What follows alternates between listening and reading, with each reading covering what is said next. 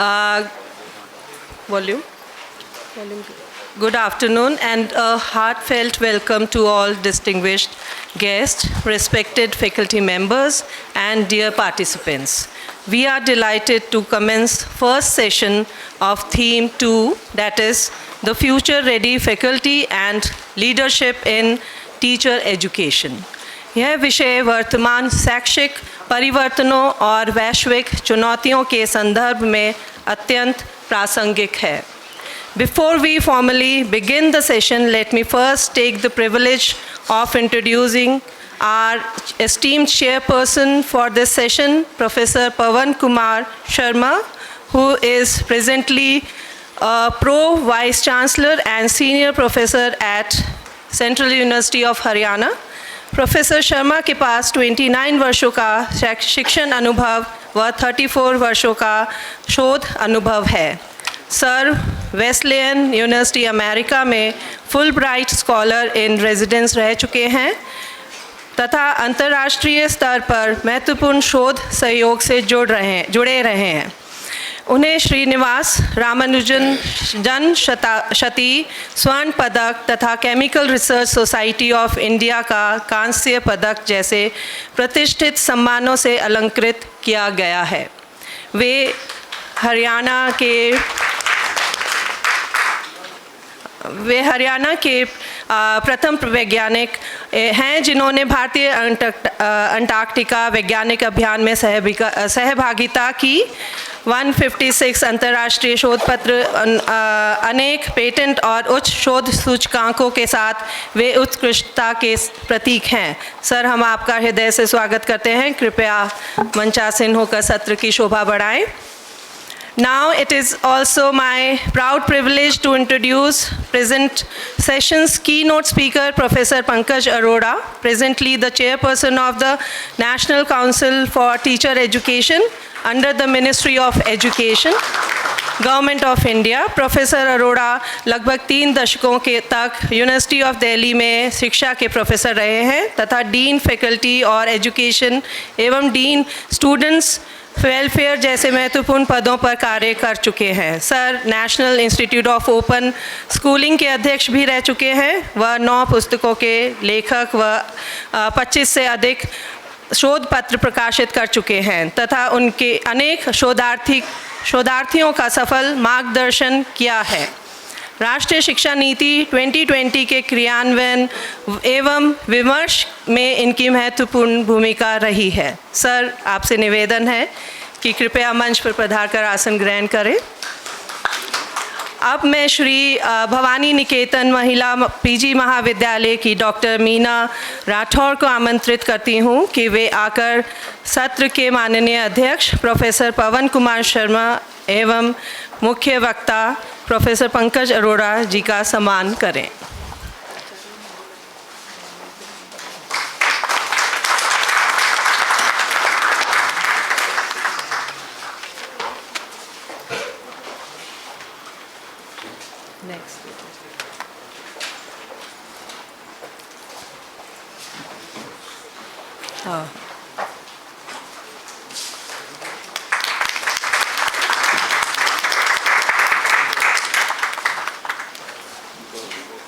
अब मैं सत्र की कार्यवाही हमारे माननीय अध्यक्ष प्रोफेसर पवन कुमार शर्मा को सौंपती हूँ. धन्यवाद.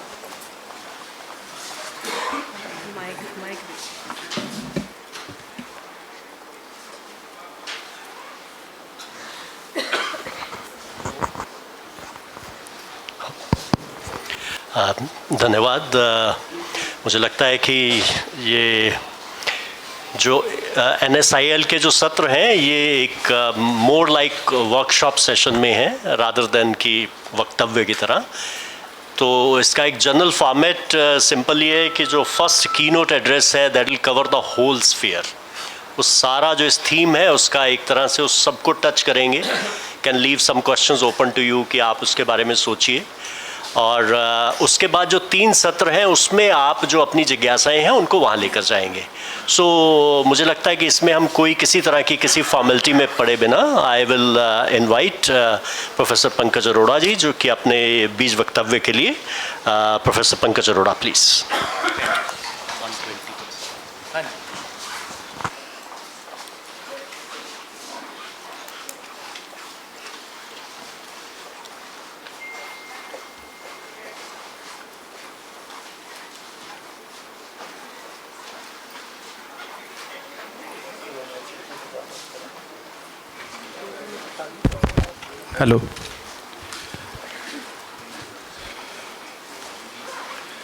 गुड आफ्टरनून, सबको नमस्कार। इस सत्र के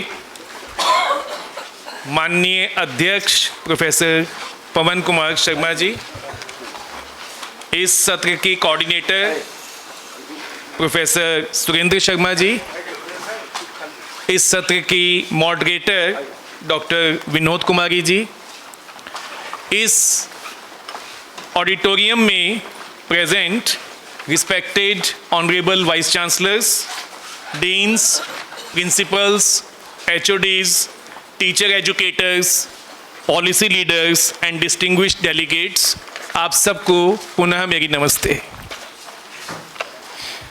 साथियों, जैसे कि हमारे इस सत्र के अध्यक्ष प्रोफेसर पवन शर्मा जी ने बताया कि इस कॉन्फ्रेंस को जो समिट, नेशनल समिट है फॉर एजुकेशनल लीडर्स, जिसकी शुरुआत 2021 में हुई थी, विद्या भारती उच्च शिक्षा संस्थान ने इस सीरीज़ में कुछ कॉन्फ्रेंस हर साल कर रहे हैं। पिछले साल हम में से बहुत सारे साथी देहरादून में मिले थे, लखनऊ, उससे पहले इंदौर, भोपाल होते हुए आज हम जयपुर में हैं। और इस जयपुर की विशेषता है कि यहाँ से इस नेशनल समिट NSIL का फॉर्मेट थोड़ा सा रीडिफाइन भी किया गया है और पूरी समिट को एक सिंगल समिट की तरह ना देखकर 6 स्पेशलाइज्ड डोमेन में ऑर्गेनाइज किया गया है, रीडिफाइन किया गया है। Institutional development plans for holistic development, ये इसका पहला डोमेन है जिसके ऊपर अलग से चर्चा एक पैरेलल सेशन में की नोट की तरह चल रही है। दूसरा सेशन, दूसरा थीम ये है जिसमें आप और मैं जुड़े हैं, future ready faculty and leadership in teacher education, very dedicated exclusively for teacher education. और टीचर एजुकेशन में target and challenge, future ready faculty as well as leadership, इस पर हम थोड़ी बातचीत करेंगे। इस सत्र में जैसा कि माननीय अध्यक्ष जी ने कहा, I will try to elaborate upon the whole idea as a holistic idea. Gradually it would be discussed in 3 thematic sessions, जिसमें पहला थीम होगा एक्शनेबल एजेंडा फॉर इंस्टीट्यूशनल, नहीं मैं सॉरी, पेज जब ज़्यादा हों तो उलझ जाते हैं। पहला जो सेशन होगा आज ही, उसमें strategic leadership in pre service teacher education. तो टीचर एजुकेशन एक होलिस्टिक डोमेन है, प्री सर्विस टीचर एजुकेशन उसका एक स्पेशलाइज्ड डोमेन है। दूसरा उसका डोमेन पैरेलल सेशन में चलेगा, academic pedagogy and faculty leadership in higher education institutions. हम में से जो लोग टीचर एजुकेशन से जुड़े हुए हैं सीधे सीधे तौर पे, जिनका टीचिंग रिसर्च का डोमेन है टीचर एजुकेशन, वो जानते हैं कि यूनिवर्सिटी सिस्टम में टीचर एजुकेशन डिपार्टमेंट्स सबसे कम पहचान रखते हैं। वो बहुत सारी वजह हो सकती हैं। एक वजह ये भी है कि हम बड़ा साइलेंटली, इतना रिग्रेस प्रोग्राम टीचर एजुकेशन का है जिसमें इंटर्नशिप बहुत रिग्रेस है, इंटरनल असेसमेंट का कंपोनेंट बहुत हैवी है। तो उस सब के चलते हम अपने स्टूडेंट्स के साथ, अपने स्कूल इंटर्नशिप प्रोग्राम के साथ इतने एंगेज रहते हैं कि यूनिवर्सिटी में बहुत कम लोग जानते हैं कि एजुकेशन डिपार्टमेंट कहाँ है, या उनके HOD कौन हैं, या उसके टीचर्स कौन हैं। 2021 में मैंने एक नव भारत टाइम्स में जो लेख लिखा था, उसमें इसी दर्द को, इसी चुनौती को मैंने उठाया था कि जब कोई मुझसे पूछता है कि आप क्या करते हैं, तो मैं कहता हूँ मैं यूनिवर्सिटी में पढ़ाता हूँ। फिर वो पूछते हैं आप क्या पढ़ाते हैं, मैं कहता हूँ मैं एजुकेशन पढ़ाता हूँ। बोले एजुकेशन तो सभी पढ़ाते हैं, आपका विषय क्या है? ये जो वाक्य है कि एजुकेशन तो सभी पढ़ाते हैं, we all are academicians dealing with one domain और another domain of knowledge, but education अपने आप में एक डिसिप्लिन का दर्जा ले चुका है, एक विषय वस्तु उसकी अपनी है, उसमें रिसर्च का कंपोनेंट बहुत स्ट्रांग है, उसकी थ्योरी और उसके प्रिंसिपल्स वेल डिफाइंड हैं। इसे आज भी हमें समझाना पड़ता है। यूनिवर्सिटीज़ की ये हालत है तो समाज की हालत तो थोड़ी और भी अलग है। परिवारों में तो मुझे कई बार ये समझाना पड़ता है, फिर मैं कंक्लूड कर देता हूँ, मैं बीएड कॉलेज में पढ़ाता हूँ। अच्छा बीएड पढ़ाते हो, तब उन्हें समझ में आता है कि आप करते क्या हैं। तो academic pedagogy and faculty leadership second domain, और थर्ड डोमेन में हम बात करेंगे institutional leadership for future ready teachers. तो इन 3 सब थीम्स के साथ हमारा थीम कंप्लीट होगा इस 2 दिवसीय लीडरशिप समिट में। इसके जो बाकी के 6 थीम हैं, मैं 6 के 6 थीम्स के बारे में बात नहीं कर रहा क्योंकि वो हम सबके पास लिखित में ब्रोशर की फॉर्म में आ चुके हैं। मैं अपना focus future ready faculty and leadership के कॉन्टेक्स्ट को हॉलिस्टिकली प्रेजेंट करने की कोशिश करता हूँ।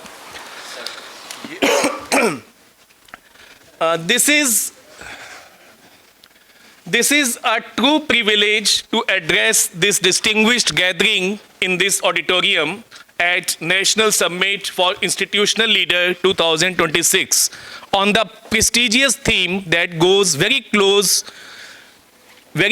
and very core of India's educational transformation, that is future ready faculty and leadership in teacher education. इस टॉपिक को मैं 2 हिस्सों में देखना चाहता हूँ, future ready faculty and leadership in teacher education. ये थीम हमें 2 तरह से समझना चाहिए। एक, we need to prepare teachers which are not relevant and significant in today's scenario, but also be relevant and significant in 21st century upcoming challenges, upcoming technologies. मैं इस theme पर जब बात करूंगा आपसे, तो साथ ही साथ हम बात करेंगे कि आज की ये जो moment in Indian educational journey है, आज शिक्षक केवल एक शिक्षा का सेक्टर नहीं बल्कि राष्ट्र निर्माण की आधारशिला बन चुका है। हम सब जानते हैं जब एनईपी आई, राष्ट्रीय शिक्षा नीति 2020, तो हमने बातचीत करना शुरू किया कि राष्ट्रीय शिक्षा नीति ही विकसित भारत का रास्ता खोलती है। राष्ट्रीय शिक्षा नीति ही वो बीज बोती है जो 25 साल बाद, 27 साल बाद एक विकसित राष्ट्र के रूप में हमें खड़ा करेंगे, हमें तैयार करेंगे।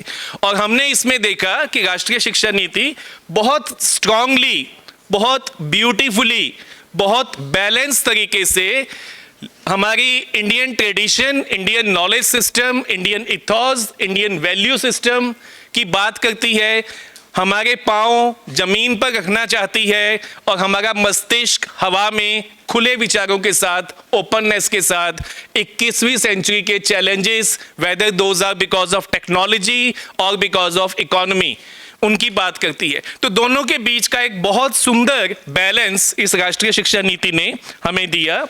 और जयपुर अपनी legacy of enlightened governance and cultural synthesis that provides a perfect backdrop for reflecting on leadership that is both visionary as well as grounded, जमीन पर भी है और विचारों के रूप में खुला मस्तिष्क है जिसे हम आगे लेके चलना चाहते हैं। अब प्रीवियस स्लाइड। अब अगर हम बात करें इस मोमेंट में जिसमें हम खड़े हैं, we are not merely discussing reforms, we are shaping the future of Bharat's classrooms. ये बड़ा इंपॉर्टेंट है समझना। आज से लगभग 60 साल पहले जब कोठारी कमीशन ने कहा था कि भारत का भविष्य फैक्ट्री कारखानों में नहीं बल्कि कक्षा कक्षों में बन रहा है, तो उस बात की गंभीरता और संजीदगी को समझा गया और उसके बाद क्लासरूम्स को, क्लासरूम के प्रोसेसेस को इम्पॉर्टेंट माना गया। और आज भारत के क्लासरूम, भारत की कक्षाएं जो ना सिर्फ रिफॉर्म्स की बात करती हैं बल्कि नए भारत की परिकल्पना अपनी नई पीढ़ी के सामने रखती हैं। Classrooms are where a nation quietly transforms. हम सब जानते हैं, हम सब ने देखा है, हम सब का अपना अपना रिसर्च के थ्रू एक्सपीरियंस है कि क्लासरूम में जो डिस्कशंस होते हैं, आप सबको, मुझे कुछ ना कुछ अपनी क्लासेस प्राइमरी की, सेकेंडरी की, कॉलेज की, बीएड की याद हैं, जिन क्लासेस ने हमारे ऊपर कुछ ना कुछ ऐसा इम्पैक्ट डाला जो ट्रांसफॉर्मेशनल सिद्ध हुआ। या वो क्लासेस में कुछ इस तरह की बातचीत हुई, या वहाँ हमें कुछ ऐसे टीचर्स मिले, या वहाँ हमारे नॉलेज सिस्टम को, नॉलेज डोमेन को कुछ ऐसी दिशा मिली जिसकी वजह से वो आज भी सिग्निफिकेंट है। और अगर हम बात करते हैं कि आज हम एक सम्मेलन में हैं, नहीं, हम एक इतिहास के ऐसे मोड़ पर हैं जो भारत को ना सिर्फ 21st सेंचुरी के लिए बल्कि एक डेवलप्ड इकोनॉमी के लिए भी तैयार करता है। और लास्ट पॉइंट इसमें मैंने आपसे साझा करने के लिए लिखा है, राष्ट्र संसद में नहीं कक्षाओं में बनते हैं। नीति दिशा देती है, नेतृत्व उस दिशा को जीवन प्रदान करता है। जब तक नेतृत्व ना हो, ये NSIL शायद इसी मानसिकता के साथ, इसी उद्देश्य के साथ, इसी सोच के साथ खड़ा किया गया कि हम ऐसे लीडर्स बनाएं जो नीतियों को जीवन दे सके, ऐसे नेताओं का, ऐसे नेतृत्व का, ऐसी लीडरशिप की पहचान करें, नर्चर करें, डेवलप करें और उसे नेशन के साथ जोड़ें। नेक्स्ट, अगर मैं आपसे बात करूं NEP की, तो NEP का एक कोट आपके सामने मैं लाया हूं, teachers truly shape the future of our children and therefore the future of our nation. ये जो असर्शन है, this is not rhetoric but it is strategic. Teacher education as pillar of national development. जब हम बात करते हैं विकसित भारत की, तो उसमें पिछले कुछ समय से, पिछले लगभग 2 साल से मैंने अपना पक्ष भी जोड़ना शुरू किया और मैंने कहना शुरू किया कि जब आप डेवलप्ड नेशन की बात सोचें तो don't just look at economy, don't just look at GDP, don't just look as industry and corporate and IT sector, but also look at culture of the country, but also look at languages of the country, but also look at value system of the country. एक विकसित भारत ऐसा हो जो आर्थिक रूप से संपन्न हो, सांस्कृतिक रूप से समृद्ध हो और संवैधानिक रूप से उसमें जो मूल्य हैं वो पोषित होते रहें और आगे जाएं, तभी हम ट्रू सेंस में होलिस्टिक डेवलप्ड नेशन बनते हैं। अगर इंडियन कॉन्टेक्स्ट की हम बात करें तो हमारे पास कुछ चुनौतियां हैं, equality, access, quality and relevance. ये persistent continuously to region and social groups the preparation of teachers that assumes strategic national importance. आज भारत में अध्यापक की क्या स्थिति है? आज से पीछे जब हम जाते हैं, वैदिक पीरियड में, मेडिवल पीरियड में, अंग्रेजी काल में और फिर इंडिपेंडेंट इंडिया में, 4 क्षेत्रों में अगर हम देखते हैं तो वैदिक पीरियड में हमें शिक्षक समृद्ध, समाज का सम्मान लेने वाला, समाज में दिशा देने वाला, ट्रू सेंस में लीडर, मेंटर, पेरेंट दिखाई देता है। और धीरे धीरे बीच में हमने ऐसा समय देखा जब उस अध्यापक की प्रतिष्ठा लगातार डिटोरेट हुई, लगातार नीचे आई और हम सब ने आज़ादी के बाद देखा कि 1970-80 तक आते आते टीचर्स की दशा लाइक एनी अदर एम्प्लॉय बनने लग गई। टीचर सैलरी के लिए काम कर रहा है या समाज निर्माण का काम कर रहा है, ये एक प्रश्न हमारे सामने खड़ा होने लगा, जिसके चलते कोठारी कमीशन आया, फिर चट्टोपाध्याय कमीशन आया और उसके बाद 86 की पॉलिसी आई, followed by Ramamurthy commission and then NEP 2020। ये लगातार जो चिंता हमारा राष्ट्र कर रहा है वो चिंता बेमानी नहीं है, उसका अर्थ है, उसके पीछे बहुत संदर्भ है, उसके पीछे एक बहुत दूरदृष्टि है। वो दूरदृष्टि हमें कहती है कि जो टीचर है इंडिया में, हम उसे एक्सपेक्ट करते थे a facilitator of learning, a custodian of constitutional values and a bridge between policy intent and classroom reality. ये हमारी अपेक्षाएं हैं टीचर से। अगर नेशनल पॉलिसी और उसके विजन को हम देखें तो आज भारत का शिक्षा मंत्रालय under the dynamic visionary leadership of Honorable Education Minister Shri Dharmendra Pradhan ji, has consistently underscored the teacher are most critical pillar in improving learning outcomes and strengthening the education system. आज हम लगातार बात कर रहे हैं learning outcome based education की। क्यों कर रहे हैं? अगर एक समाज के रूप में, अभिभावक के रूप में, अध्यापक के रूप में, विद्यार्थी के रूप में ये मेरा अधिकार है और मुझे इसकी जागृति होनी चाहिए कि जो शिक्षा मुझे दी जा रही है या जो शिक्षा मैं ले रहा हूं, वो शिक्षा का आउटकम क्या है, वो मुझे किस दिशा में लेकर जाती है, मुझे किस रूप में तैयार करती है, मुझ में क्या गुण, क्या कौशल, क्या नॉलेज डोमेन इसके बाद डेवलप होना चाहिए। तो नॉलेज आउटकम जो होगा शिक्षा का वो बड़ा इंपॉर्टेंट है लर्निंग आउटकम्स के तौर पे पहचानना।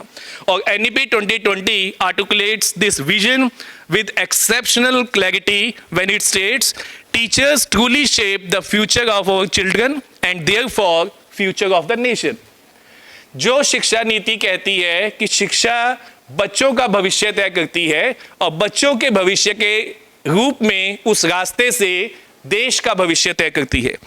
This assertion is not rhetorical but a strategic. Honorable Prime Minister Shri Narendra Modi ji has repeatedly emphasized that India's journey towards Viksit Bharat will not be completed just by developing infrastructure or technology, but also by shaping human capital, shaping them through quality education. And at the heart of this human capital lies the teacher. Human capital को nurture करने की पहली responsibility teacher की है। तो teacher education के programme की जिम्मेवारी और भी बढ़ जाती है। टीचर एजुकेशन के प्रोग्राम में जिस तरह की समझ होनी चाहिए, जिस तरह का खुलापन होना चाहिए, उसकी जिम्मेवारी और भी बढ़ जाती है। अब एक छोटा सा point with the permission of chairperson, governance और लीडरशिप को हम मिक्स करके ना देखें, दोनों अलग हैं। इस कॉन्फ्रेंस में NSIL 2026 में हमें ये क्लैरिटी रहनी चाहिए कि गवर्नेंस बात करता है स्ट्रक्चर्स की, स्टैट्यूट की, कंप्लायंस की, जबकि लीडरशिप बात करती है स्पिरिट की, पर्पस की और करेज की। तो दोनों साइनोनियम नहीं हैं। शासन व्यवस्था का उपकरण है और नेतृत्व उन उपकरणों में प्राण डालने का काम करते हैं। संरचना स्थान बनाती है और आत्मा उसकी परंपरा से बनती है। अब प्रश्न आता है कि क्या केवल हम कंप्लायंस मैनेजर बन के रह जाएंगे? Are we academic leaders or compliance managers? We need to reflect on this. हम सिर्फ जो आदेश हमें आ रहे हैं वो तो व्यवस्था के लिए, गवर्नेंस के लिए आ रहे हैं, वो लीडरशिप को ऑटोमेटिक दिशा नहीं देते। जो आदेश, जो करिकुलम, जो सिलेबस, जो एग्जामिनेशन पैटर्न में बदलाव आ रहे हैं वो तो एक रास्ता दिखा रहे हैं, लेकिन वो रास्ते पर मुझे अपना लीडरशिप दिखा के आगे बढ़कर उसे ओन भी करना है और उसे रीडिफाइन भी करना है। ये मेरा रिस्पॉन्सिबिलिटी है। Without leadership rules remain lifeless documents.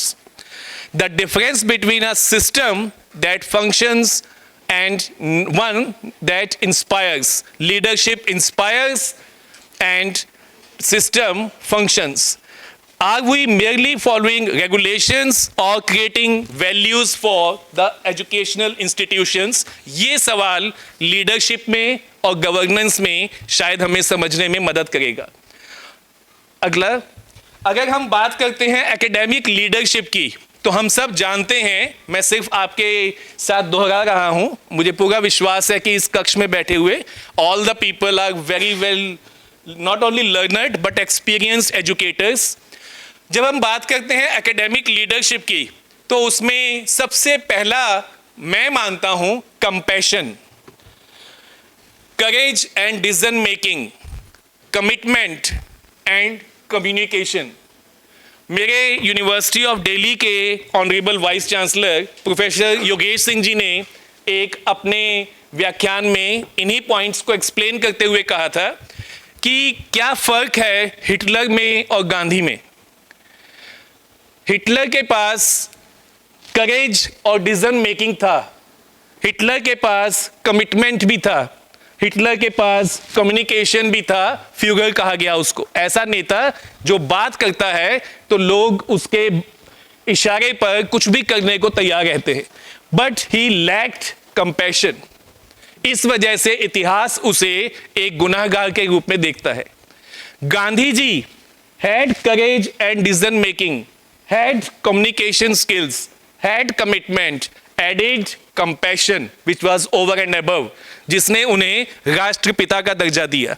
तो ये फर्क है, बिना कंपैशन के हमारा साहस, हमारे निर्णय, हमारी सहभागिता, हमारी प्रतिबद्धता मेरी समझ में अधूरी है। तो जब हम एजुकेशनल इंस्टीट्यूशंस में काम करते हैं तो कंपैशन, करेज, कमिटमेंट और कम्युनिकेशन, इन सब को एक साथ लेकर चलना कोई चॉइस नहीं है, यही कंपल्सन है, यही रास्ता है। इसमें कोई भी कंपोनेंट कम होगा तो शायद लीडरशिप अधूरी रह जाएगी या डिजायर्ड रिजल्ट्स नहीं आएंगे। क्योंकि यहाँ मैंने शेयर किया आपके साथ, संस्थान नियमों से नहीं रिश्तों से चलते हैं। संस्थान में कठिन निर्णय लेने का साहस ही नेतृत्व है। आसान निर्णय, इजी गोइंग निर्णय तो सब ले लेते हैं। जब डिफिकल्ट डिसीजन, जिसमें क्रिटिसिज्म का डर है, जिसमें फेलियर का डर है, जिसमें चुनौती है, जब हम वो लेते हैं तो हम करेज के साथ अपना डिसीजन लेते हैं। हम में से कई साथियों ने एक बहुत अच्छा छोटा सा पोयम है, छोटा सा राइटअप है, अनलॉक योर ओन क्रिएटिविटी, पढ़ा होगा। नहीं पढ़ा तो आज गूगल कीजिएगा। अनलॉक योर ओन क्रिएटिविटी में बहुत छोटा सा राइटअप है, उसमें ऑथर हमें समझा रहा है कि we all are born with lot of creativity, compassion and courage, but we keep posing locks on our own creativity, compassion and courage. वो क्या क्या करेज के ऊपर हम ताले लगाते हैं? पहला ताला हम लगाते हैं लोग क्या कहेंगे, और इस डर से हम बहुत सारे अपने करेजियस काम को रोक देते हैं। ये हम सबके जीवन में होता है।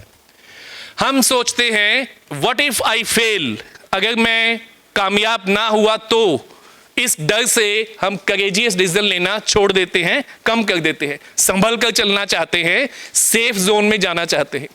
और तीसरा जो इसमें आता है, let some other person do, अगर कोई और पर्सन ही कर लेगा तो लीडर तो वही माना जाएगा ना, फिर मैं कैसे लीडर बना, फिर मैं तो फॉलोअर बनूंगा उसका। तो लीडर बनना है, ये आप जरूर पढ़िएगा, ये छोटा सा ऐसे जो मैंने बताया, अनलॉक योर ओन क्रिएटिविटी, उसमें भी लीडरशिप की बातें इन्हीं पॉइंट्स के साथ बताता है ऑथर। अब कंपैशन और करेज में क्या फर्क है? कंपैशन करुणा का भाव है और करेज एक ऐसा उत्साह है जो बहुत आवश्यक है।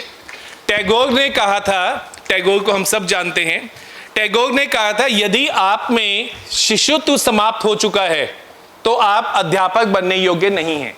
ये कोट उनका हमारे CI के थॉट फॉर द डे में अनेकों बार लिखा जाता है। यहां शिशुत्व से क्या मतलब था? शिशुत्व से मतलब उस प्योरिटी से, उस करेज से, उस इनोसेंस से था जो एक टीचर में होनी चाहिए। शिशुत्व से मतलब अनाड़ीपन नहीं था, शिशुत्व से मतलब प्योरिटी था। अगर आपका शिशुत्व, आप में इनोवेशन, आप में नया करने का शौक, आप में एक्सपेरिमेंट करने का शौक समाप्त हो गया है तो हम टीचर्स बनने लायक नहीं हैं। ऐसा ही करेज और डिसीजन के बारे में कहते हैं, if you want meaning take decision rather than take decision that matter for the society and for you. Institutional practices में फैकल्टी वेलबींग के कॉल्स सेल्स खोलना या सपोर्ट सिस्टम के साथ चलना, transparent time bound decision making की तरफ जाना। जो विवाद से डरता है वो परिवर्तन नहीं ला सकता। मुझसे नीचे किसी ने पूछा एनसीटी कैसा चल रहा है, तो मैंने कहा आप बताइए, ये तो मैं तो एनसीटी के अंदर बैठा हूं तो मैं कैसे बताऊंगा कैसा चल रहा है। तो उन्होंने कहा कि कुछ तो बदलाव आया है। तो ये मेरे लिए एनकरेजमेंट था। और साथियों, हम सबको पता है कि एनसीटी एक ऐसी संस्था है जो पिछले कुछ समय से ऐसे धरातल से भी नीचे चली गई, जिसके चलते जस्टिस वर्मा कमीशन को कहना पड़ा कि this regulatory body has failed to perform its responsibility. NEP की भी लाइन ये जुड़ी, नेशनल एजुकेशन पॉलिसी में भी ऐसा लिखा गया। अब वहां की जब जिम्मेवारी मैंने ली, मुझे दी गई, तो मैंने करेज के साथ, एक उत्साह के साथ, पॉजिटिविटी के साथ इंस्टीट्यूशन को ऑन करते हुए ये जिम्मेवारी ली। इंस्टीट्यूशन मेरा है, सबसे पहला भाव मैंने अपने आप को ये समझाया। अगर इसको कोई गाली देगा तो मुझे गाली देता है, इसको गाली ना दें इसके लिए मैं क्या कर सकता हूं। तो ये छोटे छोटे स्टेप्स जो स्टार्ट किए, मैडम नीपा की वाइस चांसलर हैं, सर इतनी बड़ी संस्कृत यूनिवर्सिटी के वाइस चांसलर हैं, मैडम हेड एंड डीन हैं, NIOS की चेयरपर्सन नहीं है। जिस भी लीडरशिप में हम जाते हैं उस लीडरशिप में आसान प्लेटर पे रख के सॉल्यूशंस नहीं आते। हम सबको पता है, रातों की नींद भी खराब होती है, स्टेट ऑफ माइंड भी खराब होता है, कई दोस्त दुश्मन भी बन जाते हैं, नाराज भी हो जाते हैं। लेकिन ये सब या तो हम ये सब देखें और या इंस्टीट्यूशन देखें। इंस्टीट्यूशन देखना है तो ये सब सेकेंडरी है, और ये सब देखना है तो आप लीडर बनने के लायक नहीं हैं। टू माई अंडरस्टैंडिंग, मुझे माफ़ कीजिएगा अगर मैं सख्त शब्दों का इस्तेमाल कर रहा हूँ तो। कमिटमेंट और कम्युनिकेशन, संकट में जो स्थिर रहता है वही सच्चा नेतृत्व देता है। संवाद से सहयोग आता है और सहयोग से परिवर्तन आता है। ये छोटे छोटे कोट्स मैंने सिर्फ भूमिका बांधने के लिए आपके साथ शेयर किए हैं। नेक्स्ट, अगर मैं ये 3 एकेडमिक लीडर्स की बात करूं आपके साथ, पहले प्रोफेसर DS कोठारी, दौलत राम कोठारी, जिन्होंने कोठारी कमीशन दिया भारत को। ऐसा कमीशन जो पहला कमीशन था जिसका मैंडेट भारतीय शिक्षा व्यवस्था का पुनरावलोकन करना था और उसमें सुझाव देना था। इससे पहले राधाकृष्णन कमीशन आया, मुदालियर कमीशन आया, उनका मैंडेट बड़ा लिमिटेड था। राधाकृष्णन कमीशन का mandate higher education, Mudaliar commission का mandate secondary education. Independent India का पहला एजुकेशन कमीशन बना जिसे पूरी भारत की शिक्षा व्यवस्था को ओवरव्यू करना था, और उसने primary education, secondary education, technical education, women education, tribal education, technical education, हर डोमेन में अपने सुझाव दिए और 4 वॉल्यूम का एक दस्तावेज देश को दिया, जिससे बहुत इंस्पिरेशन मिलती है हम शिक्षा के लोगों को। फिर मैंने, ऐसा नहीं है कि बीच में नेतृत्व तो नहीं आया, लेकिन मैंने 3 ही आपके साथ साझा करने के लिए निकाले। फिर हम देखते हैं डॉक्टर राधाकृष्णन का योगदान, जिनके जन्मदिन को हम टीचर्स डे के रूप में मनाते हैं। Scholarship without value is dangerous, ये उनका कोट है। Scholarship without value is dangerous. Scholarship तो उसके पास भी है जिसने पहला एटम बॉम्ब बनाया था। स्कॉलरशिप तो उस आतंकवादी के पास भी है जो ध्वस्त करने के रास्ते ढूंढता है। स्कॉलरशिप तो उस डाकू के पास भी है जो बड़ा स्ट्रेटेजिकली प्लान करता है बिना MBA की डिग्री के और बैंक लूट के भाग जाता है, पकड़ ही नहीं पाते। तो स्कॉलरशिप एंड वैल्यू दोनों का जुड़ाव राधाकृष्णन जी का मैसेज है। चरित्र से शिक्षक बनते हैं।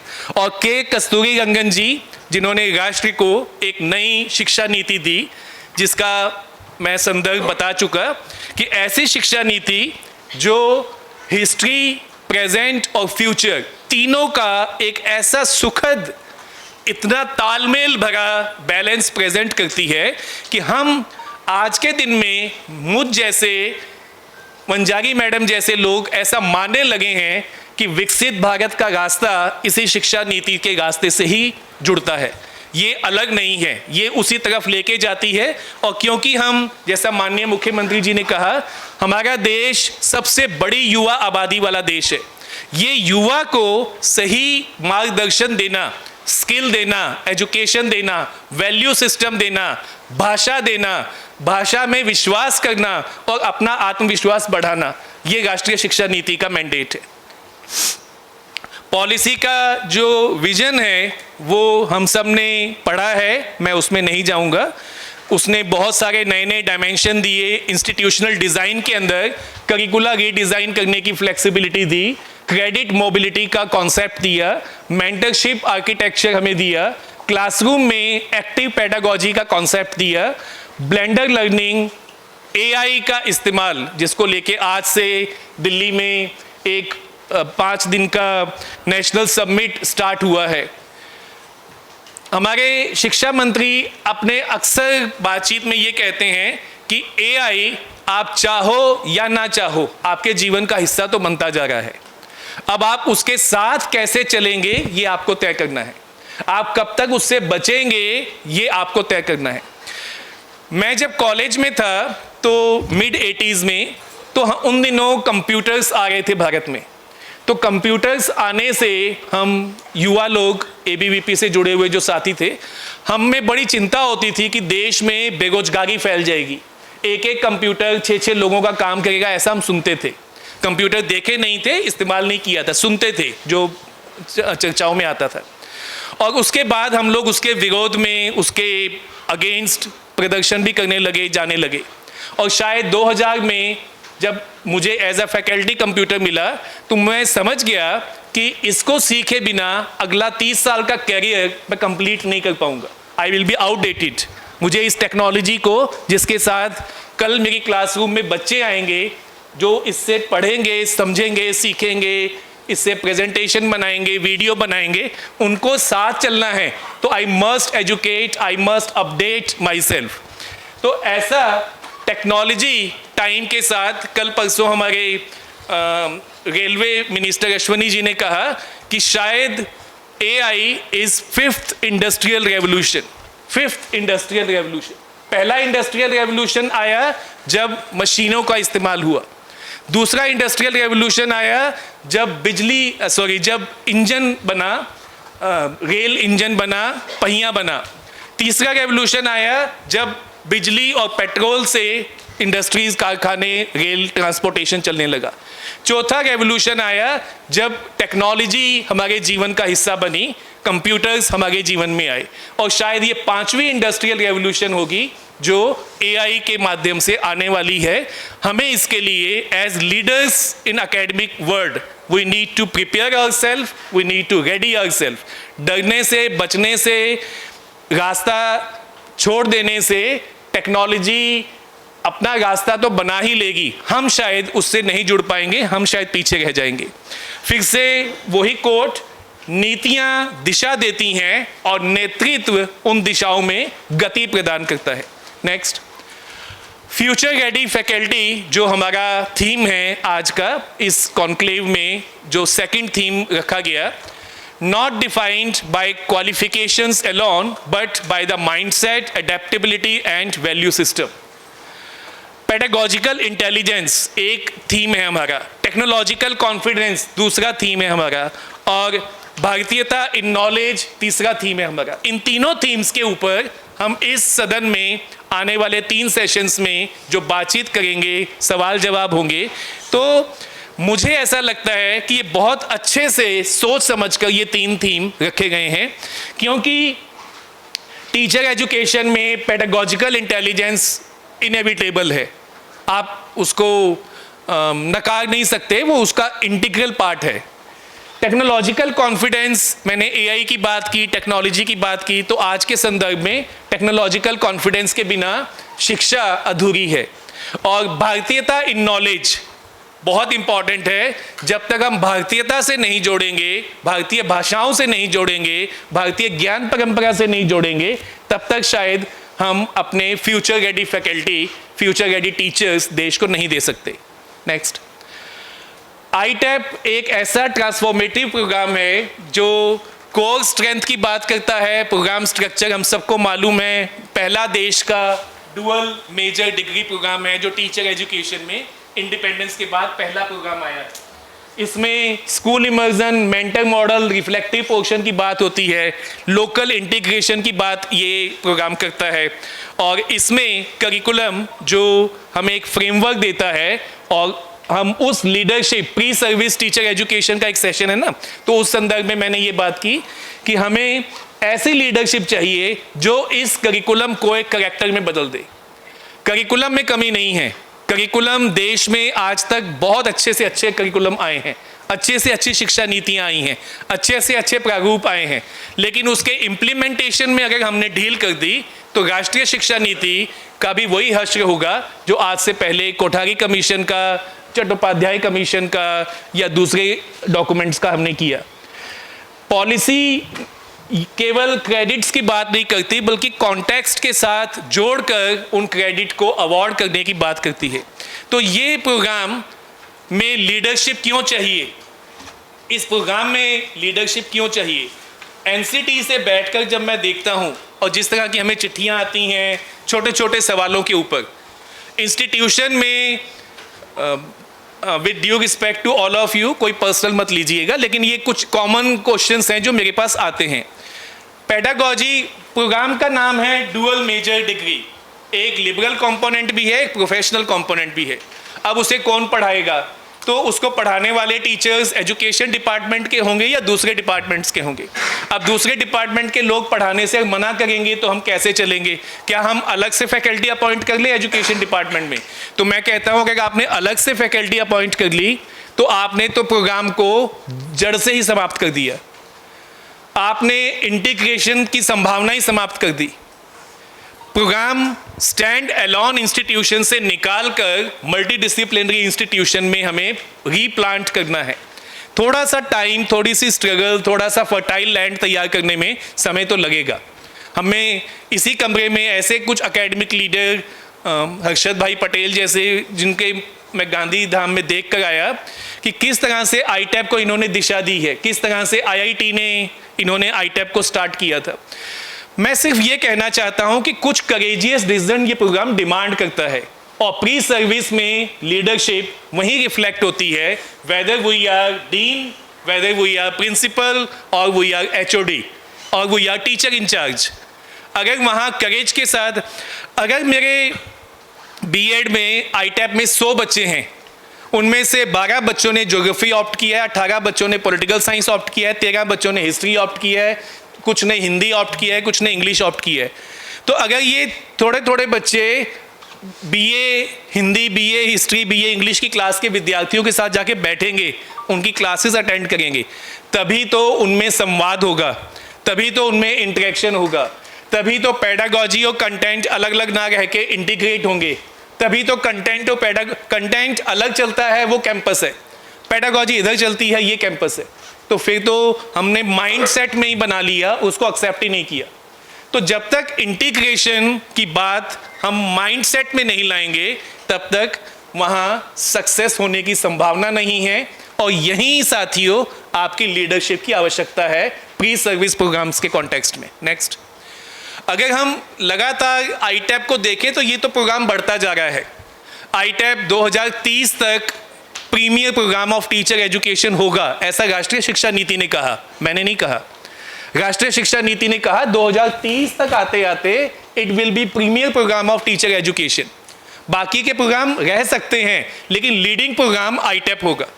तो एनसीटी कोशिश कर रहा था इस साल एक्सपेंशन की, और 77 इंस्टीट्यूशंस 2025-26 तक थे।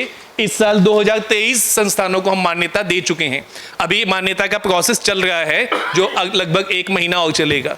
तो उसमें संभावना है 240 तक जाने की। सीटें 6100 से 17000 प्लस सीट में हम जा चुके हैं।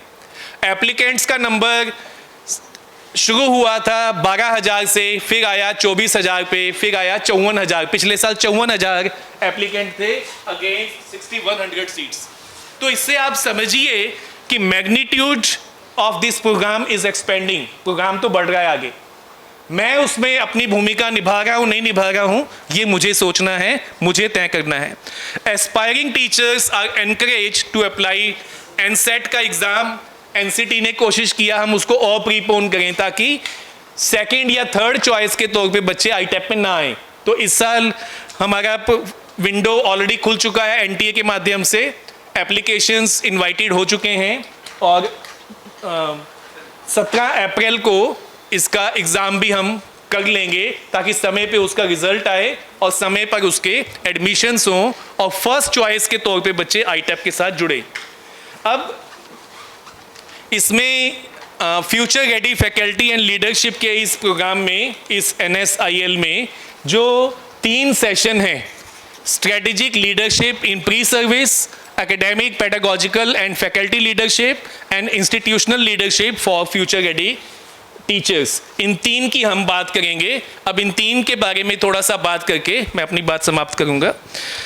Future ready faculty and leadership in teacher education, ये बहुत इंपॉर्टेंट है और क्लैरिफाई करता है how we propose to engage with this theme in a structured, meaningful and outcome oriented manner. इसके लिए हमारे पास renowned chairperson and session speakers हैं इसके लिए। इस सेशन में विषय को हम स्पष्ट तरीके से समझें, इसके लिए 3 थीम इस तरह से सोचे गए। तीनों सेशंस में leadership is the core component, चाहे वो strategic leadership in pre service की बात हो, या एकेडमिक पेडागोजी में फैकल्टी लीडरशिप की बात हो, या institutional leadership future ready teachers के कॉन्टेक्स्ट में हो। तीनों में लीडरशिप कॉमन है। तो लीडरशिप जो पॉलिसी स्टीवर्डशिप से academic and faculty leadership and finally institutional transformational leadership की बात हमें सुनने को मिलेगी, समझने को मिलेगी। और जैसा कि मॉडरेटर ने बताया कि हमें उन सेशंस में पार्टिसिपेट करने का, क्वेश्चन आंसर्स करने का भी अपॉर्चुनिटी मिलेगा।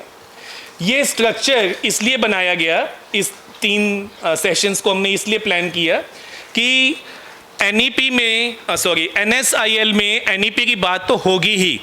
ये डिमांड करता है कुछ foundational shift in teachers preparation, in professional standards, in continuous professional development and in institutional governance. NSIL 2026 has therefore been designed as a leadership platform. 3 साल से 4 साल से हम लगातार इस सेशन से जुड़े हैं, इस NSIL के प्रोग्राम से, और हम देख रहे हैं कि एकेडमिक लीडरशिप पे बातचीत करने का एक नया संस्कृति हमारे देश में बनी है। अब तक एकेडमिक लीडर्स आइसोलेशन में अपनी समझ से या अपने पर्सनल नोन लोगों की समझ से बात करते थे। अब एक प्लेटफॉर्म, माननीय शिक्षा मंत्री जी ने कहा कि यहाँ से एक ऐसी नई धारा शिक्षा की बनेगी जो देश को एक नया रास्ता दिखाएगी। इसका जो पहला सेशन है नेक्स्ट, उसमें हम स्ट्रेटेजिक लीडरशिप की जब हम बात करेंगे तो उसमें हमारे एंट्रेंस टेस्ट के ऊपर क्या रहेगा, एप्टीट्यूड क्या होना चाहिए, करिकुलम डिज़ाइन। एनईपी का बहुत सारे लोगों से आपने सुना होगा कि एनईपी लागू करना हमारे हाथ में है।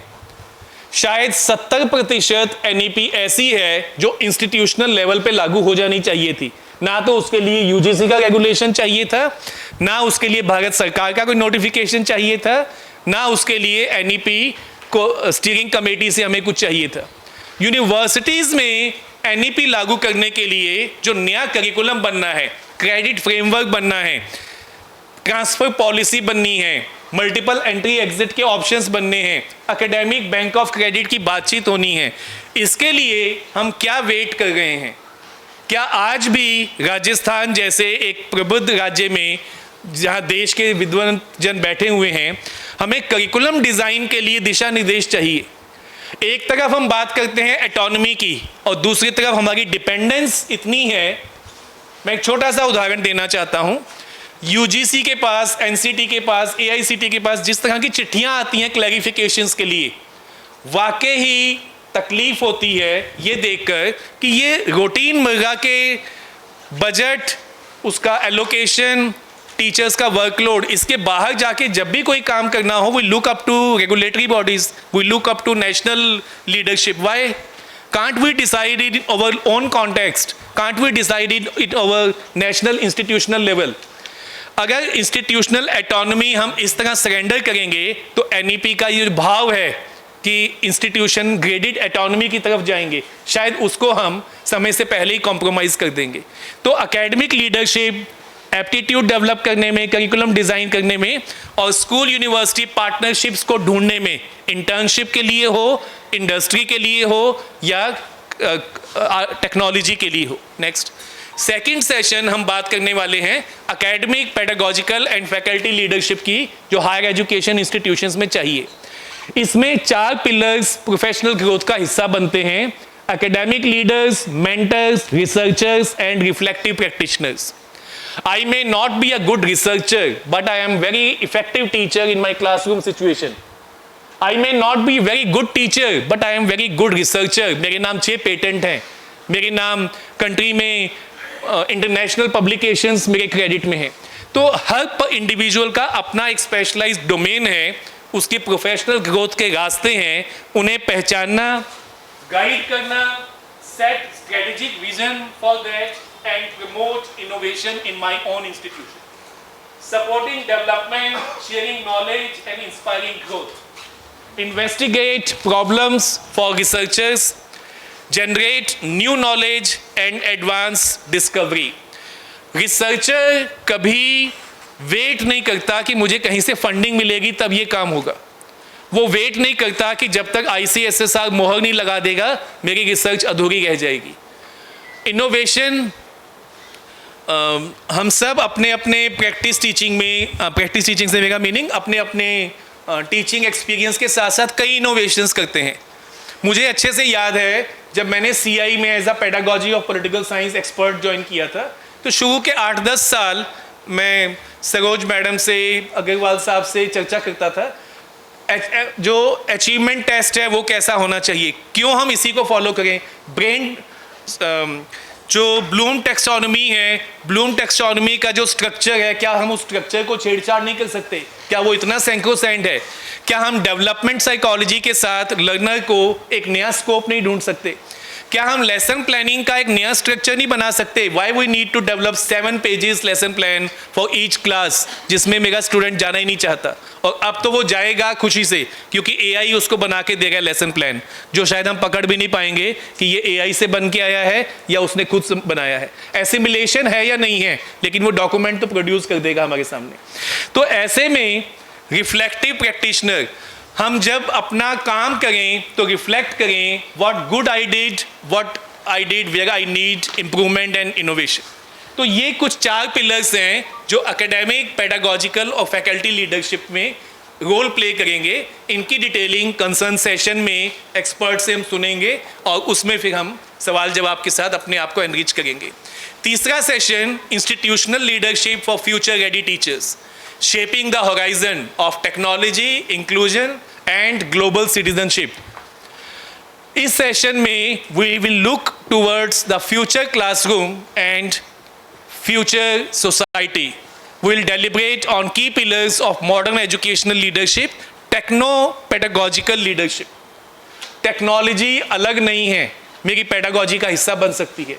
चॉक एंड टॉक से PPT एंड टॉक तक नहीं आना, बल्कि टेक्नोलॉजी के साथ, वीडियो लेसन्स के साथ, इंटरेक्टिव लेसन्स के साथ GER को 28% से 50% पहुंचाना है 15 साल में, तो वो टेक्नोलॉजी ओरिएंटेड पेडागोजी से ही पहुंचेगा, ऐसा मैं मानता हूं।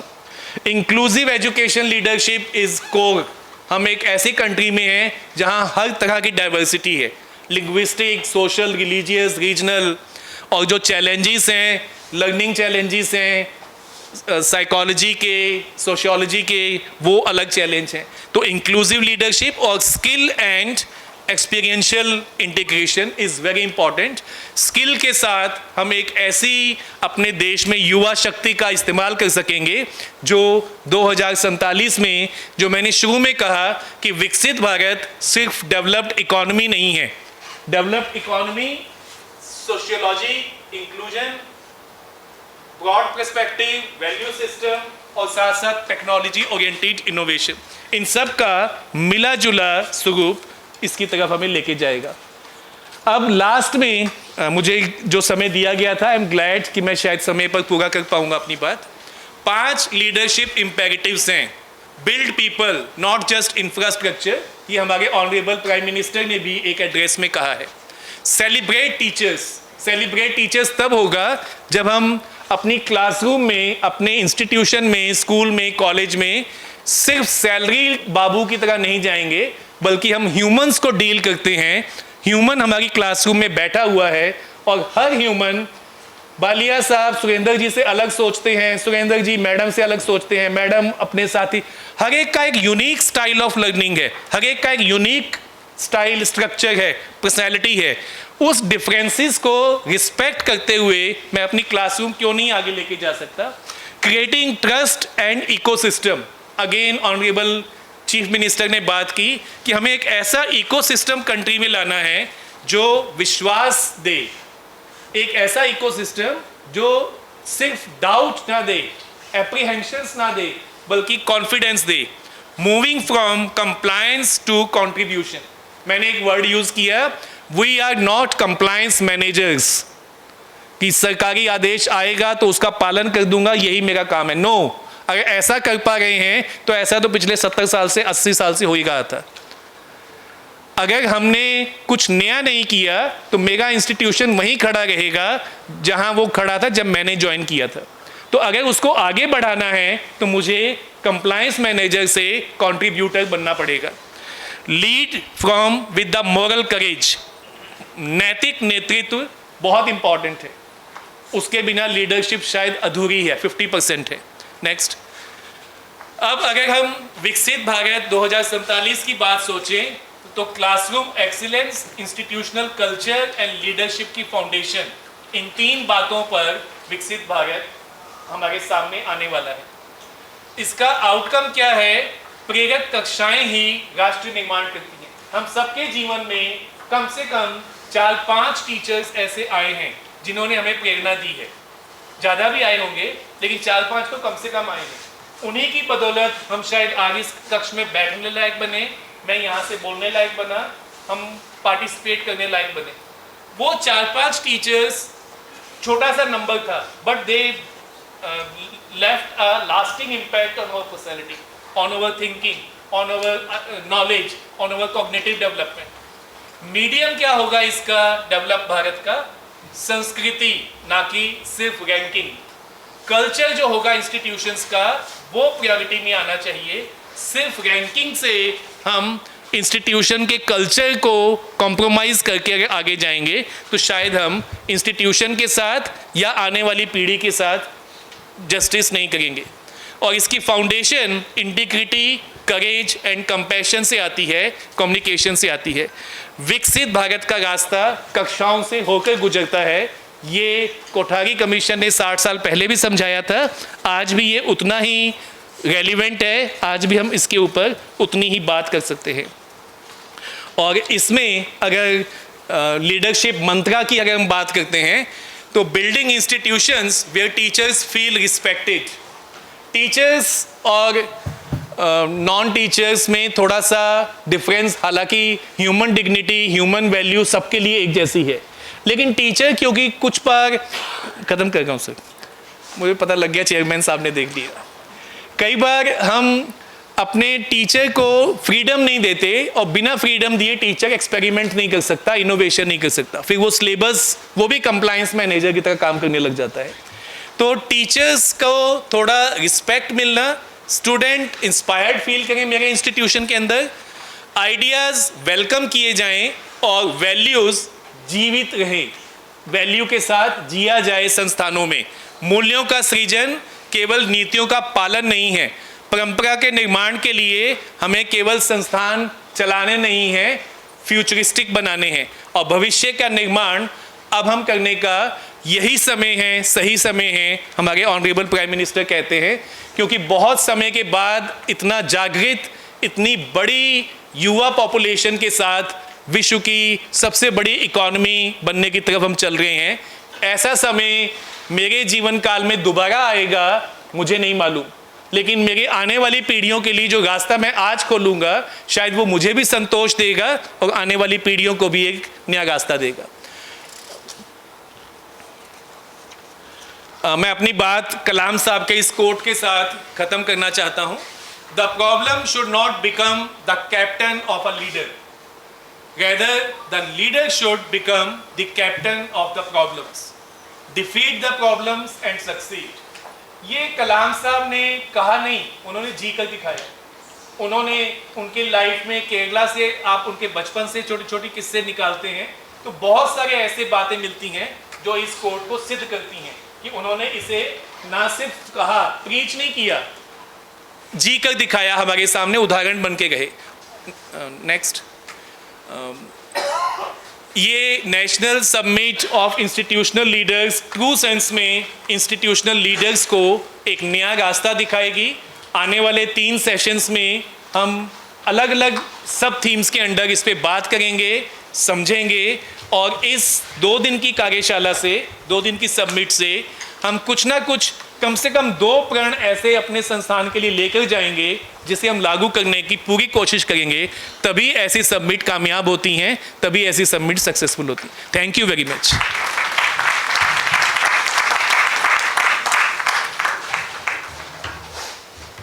Thank you professor Pankaj Arora ji. देखिए, इसको कहा गया बीज वक्तव्य, तो मुझे दो चीज़ें लगी कि वाकई में जो बीज वक्तव्य जिस तरह से जो समराइज जो पूरे डे को करना चाहिए वो किया, और मुझे उससे भी बड़ी बात यह है कि एनसीटी के अध्यक्ष के तौर पर जो एक विज़न के साथ जो एक व्यक्ति, बिकॉज ये एक इंस्टीट्यूशंस होते हैं, जो एक विज़न एक हमारी टीचर एजुकेशन के लिए एक होना चाहिए। मुझे बहुत खुशी है आप सबके साथ मिलकर कि एक श्री डॉक्टर पंकज अरोड़ा जी के रूप में, एनसीटी के अध्यक्ष के रूप में वो वहाँ पर हैं।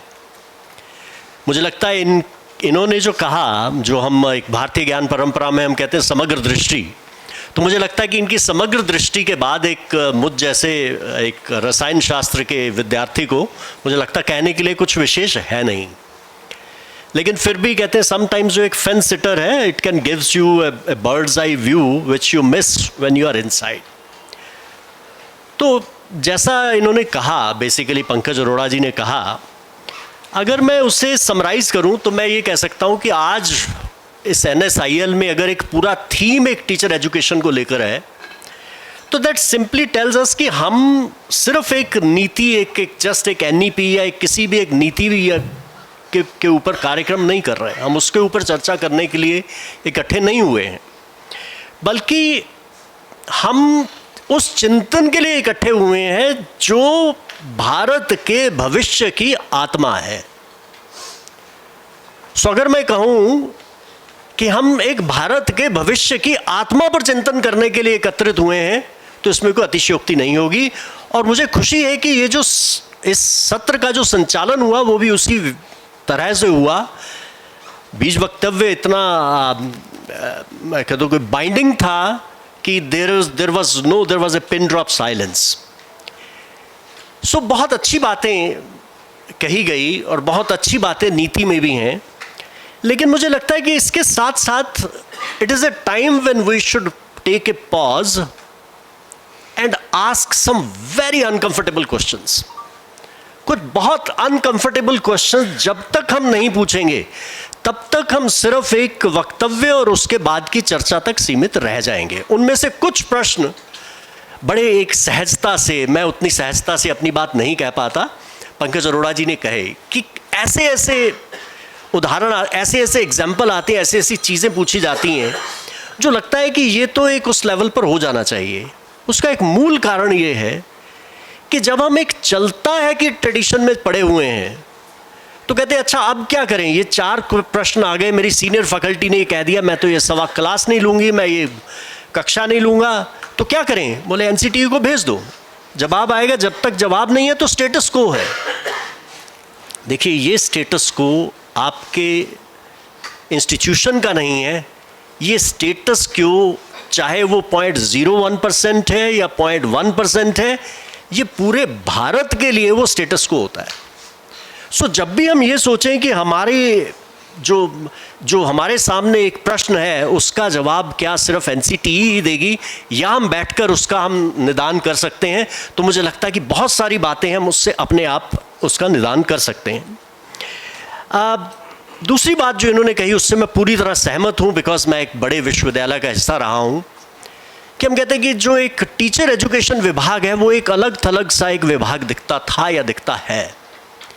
अगर मैं उसको एक साइंटिफिक वे में कहूँ तो मैं कहूँगा कि जो आज की जो शिक्षा अब तक की रही, आई थिंक कि that was disconnected from the rigour of our science departments, disconnected from the creativity of our humanity which gives us the wings and the innovation of our technical labs. I just wrote a few things जब sir बात कर रहे थे, और ITIP is giving you an opportunity to integrate। बहुत अच्छा जो इन्होंने कहा, इंटीग्रेशन तो देखिए कि इंटीग्रेट किसका करना है, what do we need to integrate?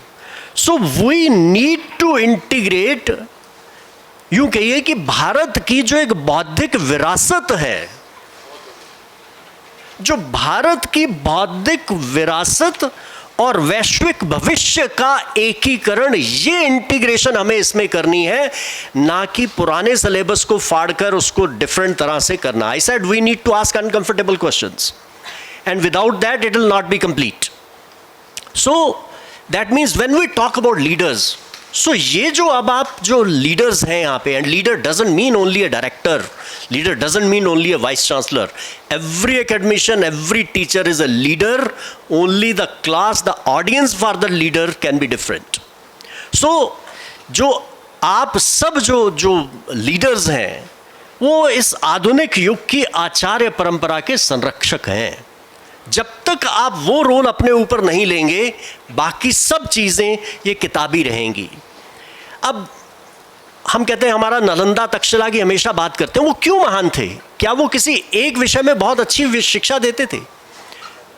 वो इसलिए महान थे because multidisciplinarity to the core थी वहां पर, जहां mathematics to medicine and logic to linguistics, everything was under one roof. उस मल्टी डिसिप्लिनरिटी के कारण जो है वो हमारा तक्षशिला नालंदा जिसकी हम बात करते हैं, वो इस वजह से महान थे, ना कि इसलिए कि वो खगोल शास्त्र बहुत अच्छा पढ़ाते थे. तो जब हम इंटीग्रेशन की बात करते हैं तो that integration is cutting across all boundaries. जिस एकांतता की बात अरोड़ा जी ने कही, उस एकांतता का दूसरा मीनिंग साइलोज है, कि हम ये लेकर बैठ गए कि हमें तो लेसन प्लान यही था, हमें यही डायरी बनानी थी, यही फाइल बनानी थी, हमने इसके बाहर नहीं निकलना है, and we got into the silos. So I think that we need to go out of that. Now सिर्फ एक 2-3 चीजें मैं कहना चाहूंगा जब मैंने कहा एज ए फेंस सिटर, कि what else as a fence sitter I think one who has never been into teacher education.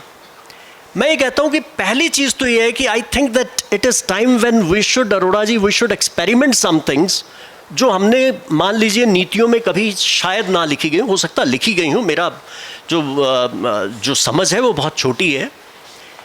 एक तो ये कि हम जब सबैटिकल्स की बात करते हैं तो मुझे लगता है कि peer to peer interdepartmental sabbaticals का समय आ गया है. अब उसको आप नाम सबैटिकल दें या कुछ भी दें, दैट मीन्स जब तक आपका टीचर एजुकेशन का टीचर मान लीजिए एक सेमेस्टर कंप्यूटर में या एक सेमेस्टर ज्योग्राफी में या एक सेमेस्टर मैथमेटिक्स में नहीं लगा कर आएगा, वो जो ब्रिज है वो नहीं बनेगा, वो किताबों तक रहेगा. ये मेरी जितनी छोटी मोटी समझ है मैं उससे ये बात करता हूँ.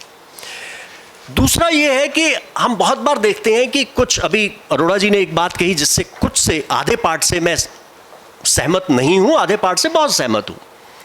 सहमत ये हूँ कि कुछ टीचर बहुत अच्छा जो है, बहुत अच्छे वक्ता होते हैं, वो तुरंत अपने स्टूडेंट से जुड़ जाते हैं, वो अपना कोई भी विषय बताएं वो तुरंत स्टूडेंट से जुड़ जाते हैं. आई थिंक दैट जो इन्होंने कहा, मैं उसको दूसरी तरह से कहता हूँ, that AI is not an option for us. We can have the twinning, AI twinning, the twinning of the professor.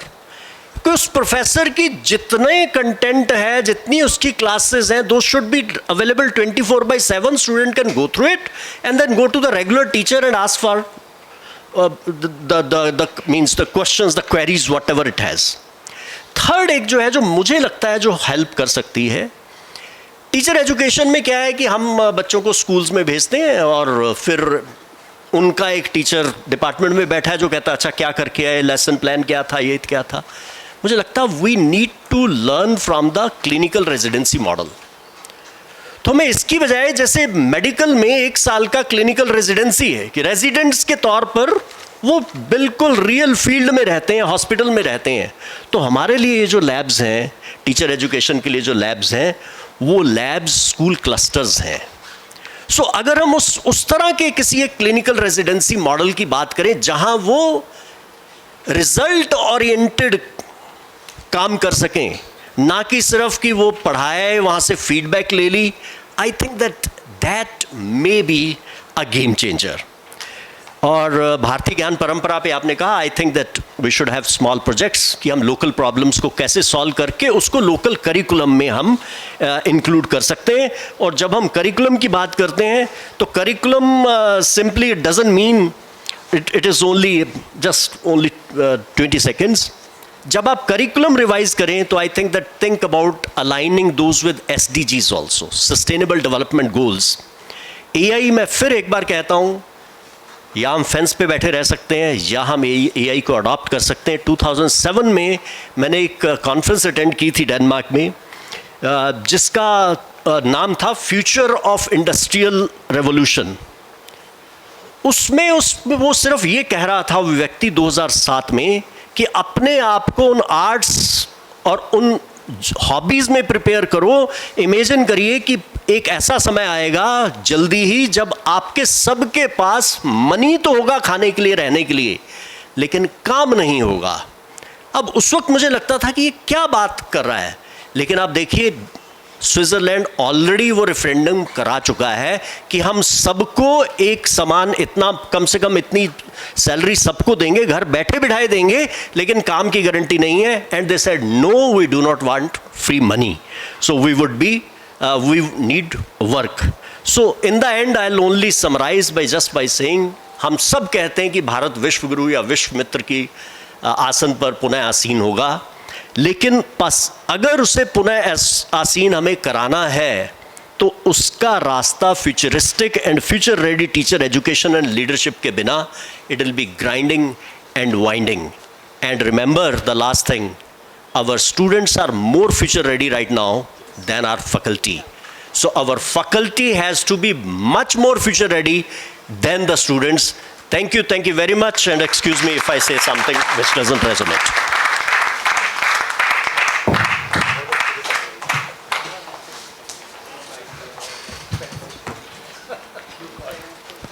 As we come to the end of the enriching session, you all must have experienced, I take this opportunity to propose a heartfelt vote of thanks.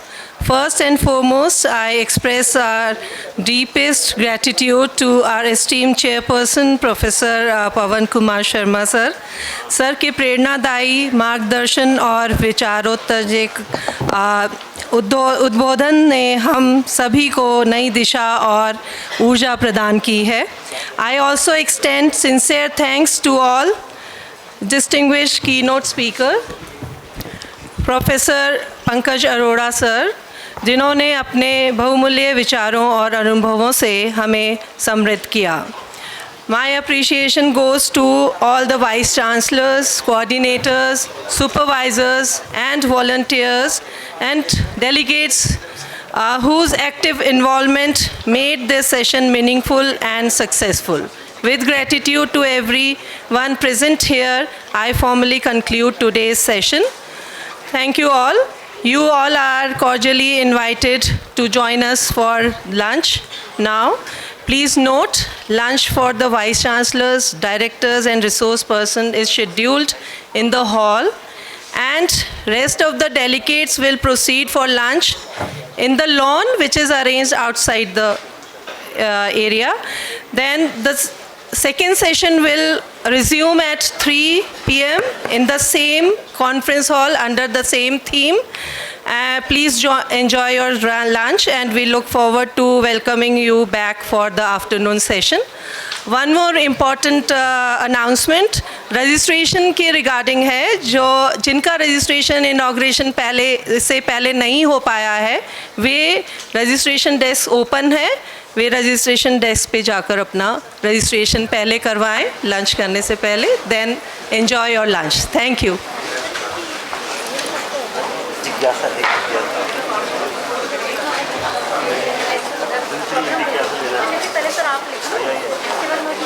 आइए